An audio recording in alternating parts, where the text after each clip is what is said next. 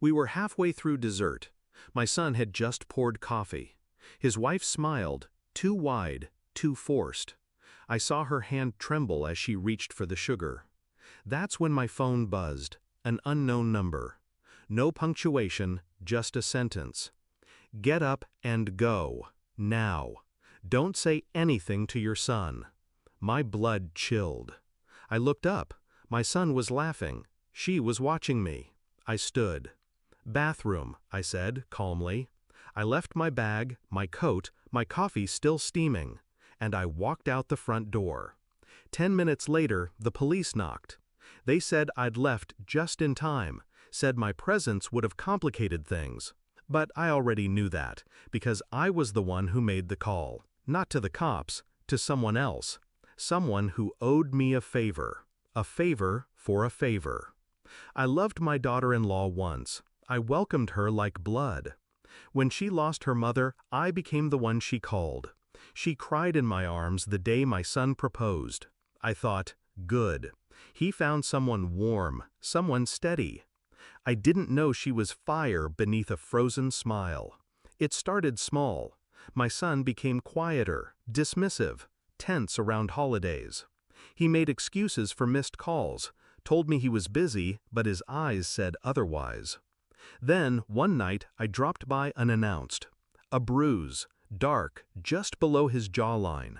He said it was from hockey. He hasn't played since college.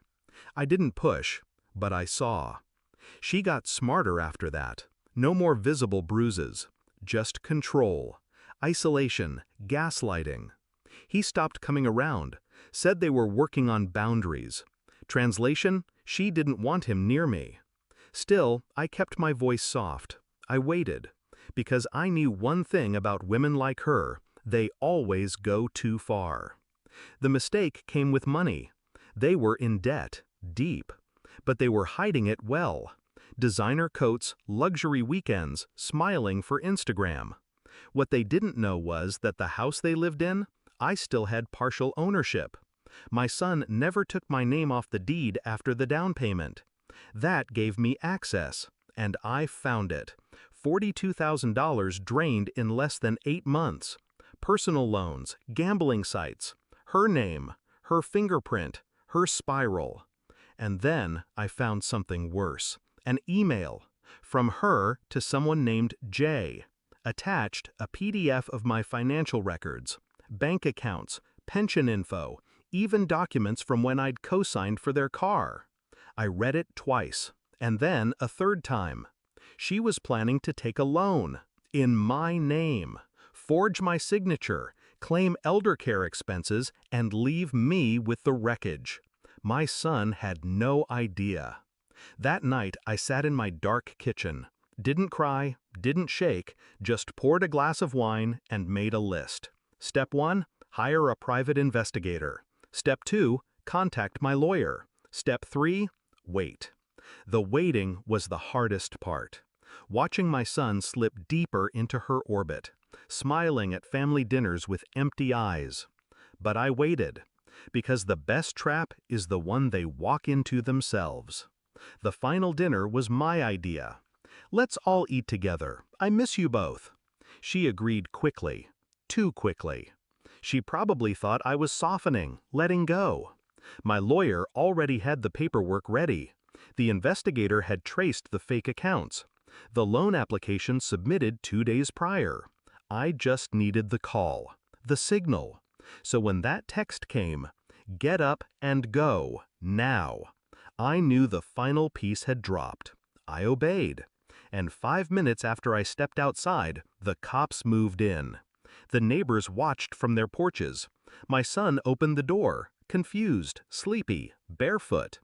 Behind him, she stood frozen. The officers asked for her by name.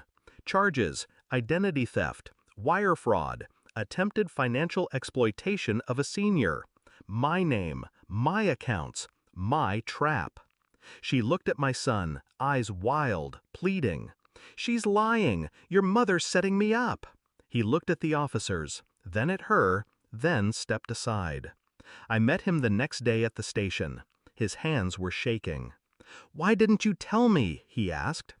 I looked him in the eye. Because you wouldn't have believed me, and you'd have defended her. He didn't argue. The divorce was quick, painless, legally. Emotionally, that's his story to tell. She took a plea deal, 2 years probation, restitution payments, a permanent mark on her record. She sent me letters, apologies, blame, threats disguised as tears. I burned them. Sometimes vengeance isn't about fury, it's about clarity. Knowing someone crossed a line and letting them walk straight into the consequences. She thought I was naive, old, soft.